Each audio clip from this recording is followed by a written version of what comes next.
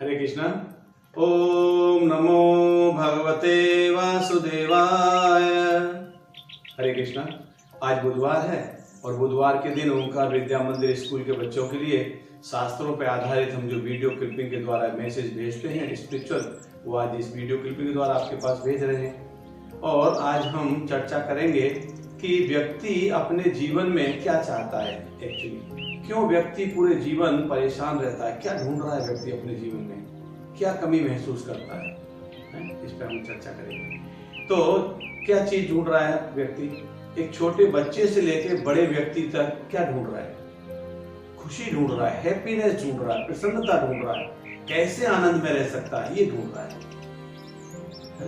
जिस प्रकार से हम देखते हैं एक छोटा बालक, उसको हैप्पीनेस कहाँ मिलती है? खिलौनों में।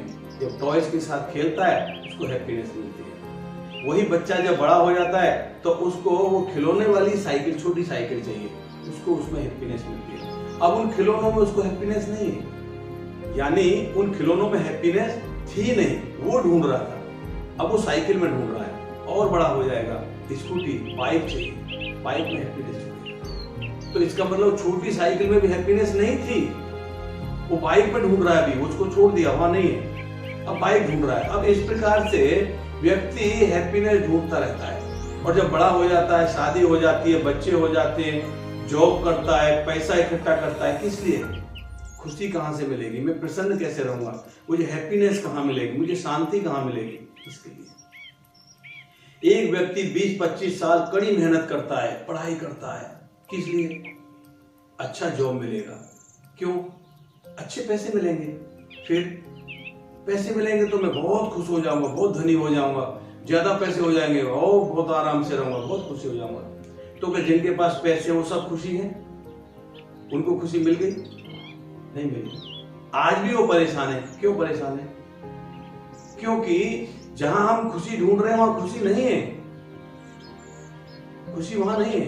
अगर हम कपड़े की दुकान पे जाके अनाज मांगेंगे तो दुकानदार हमको अनाज देगा क्या? हमें कहाँ जाना पड़ेगा? ग्रोसरी की दुकान पे जाना पड़ेगा, वहां हमको अनाज मिलेगा। भगवान इस वर्ल्ड को क्या बोलते हैं? दुखालयम अशाश्वतः। ऐसा भगवान गीता में बोलते हैं, दुखालयम अशाश्वत है। ये मटेरियल वर्ल्ड दुखालय है और अशाश्वत है, टेम्परेरी है, परमानेंट नहीं है। तो फिर यहाँ हमको सुख कैसे मिल सकता है? खुद ही दुखालय, भगवान बोल रहे हैं दुखालय है। हिमालय हिम मिलेगी, पुस्तकालय पुस्तकें मिलेंगी, दुखालय दुख मिलेगा। भगवान गीता में दुखालय बोलते हैं इस वर्ड को। तो ये इस प्रकार से है कि हम तालाब में कूद के बोले हम सूखे बाहर आ जाएं, संभव है क्या?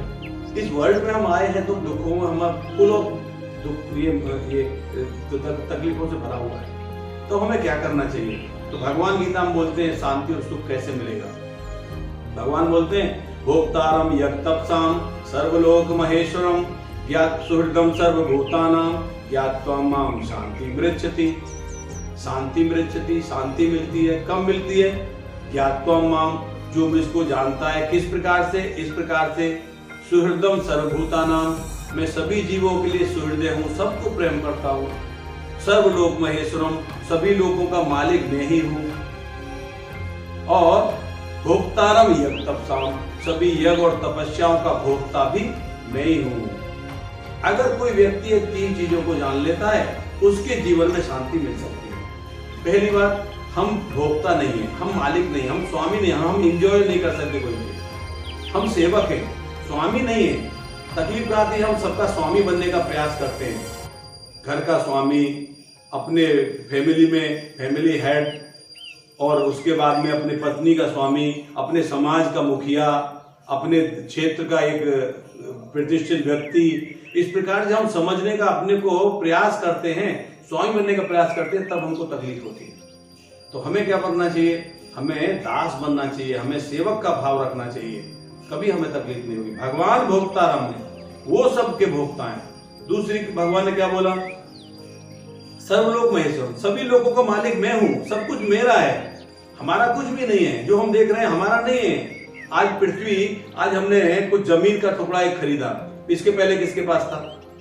तो क्या वो उसका मालिक था क्या? उसके पहले किसके पास था? उसके पहले किसके पास था? या हमारे बाद किसके पास रहेगा? कोई मालिक नहीं है इसका, भगवान इसके मालिक हैं। सब मटेरियल वर्ल्ड में जो कुछ हम देख रहे हैं पदार्थ सब किसके, भगवान के। जब वो मालिक है तो उनका है। अगर वो हमको देते हैं तो बहुत बहुत धन्यवाद, अगर हमको नहीं देते हैं तो बहुत धन्यवाद, क्योंकि हम उस लायक नहीं होंगे, भगवान को लगता होगा कि हमको दें। और अगर भगवान दे के वापस ले लेते हैं तो भी धन्यवाद, उनका था उन्होंने वापस ले लिया, तो हमको परेशान होने की जरूरत कहाँ है। आज मैं आपको एक पेन देता हूँ और वो पेन मैं अपना वापस ले लेता हूँ, तो आपको क्यों परेशान होना चाहिए। मेरा पेन था, मैंने वापस ले लिया, भगवान की चीज थी, भगवान ने वापस ले ली। तो हमारा कुछ नष्ट हो जाए तो हमें दुखी नहीं होना चाहिए। तीसरी बात, सुहृदम सर्वभूतानाम, भगवान सबको प्रेम करने वाले हैं और हमें कोई प्रेम नहीं कर सकता। ये तो गिव एंड टेक है। हमारी आपकी जरूरत है तो हम आपसे प्रेम करेंगे, जरूरत खत्म हो जाएगी, हमारे रास्ते अलग अलग हो जाएंगे। भाई भाइयों को जमी के लड़ते हुए देखा है, बाप और बेटे को लड़ते मरते देखा है, कोर्ट में केस चलते, झगड़े होते रहते, क्यों? संपत्ति को लेकर। कोई प्रेम नहीं है। कौन प्रेम करता है? परमात्मा, भगवान हमसे प्रेम करते हैं। हम मनुष्य योनि में हैं तो भी भगवान परमात्मा के रूप हमारे हृदय में विराजमान है। हम पशु योनि में चले जाएंगे तो भी परमात्मा के रूप में भगवान हमारे हृदय में विराजमान रहेंगे। भगवान हमारा साथ कभी नहीं छोड़ते, वो सच्चा प्रेम हमें करते हैं, उसको प्रेम कहते हैं। तो भगवान से प्रेम मांगिए और भगवान को प्रेम दीजिए, तब आप प्रसन्न रह सकते, तब आप खुश रह सकते हैं। तो तीन चीज हमको लाइफ में याद रखना है, हम स्वामी नहीं है, भोक्ता भगवान है। दूसरा, सब चीज का मालिक भी भगवान है, उन्हीं के द्वारा हमको दिया जा रहा है ना, संपत्ति के मालिक वही है। तीसरा, प्रेम भी अगर हमको चाहिए तो भगवान से मिल सकता है, दूसरे संबंधी हमको प्रेम नहीं दे सकते।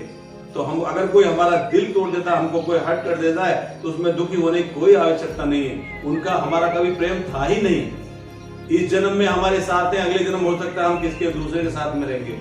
तो ये तो इस प्रकार से हमको समझना पड़ेगा। तो ये तीन चीजों को जो जानता है वही व्यक्ति खुशी रह सकता है, वही व्यक्ति को शांति मिल सकती है। हरे कृष्णा, बहुत बहुत धन्यवाद।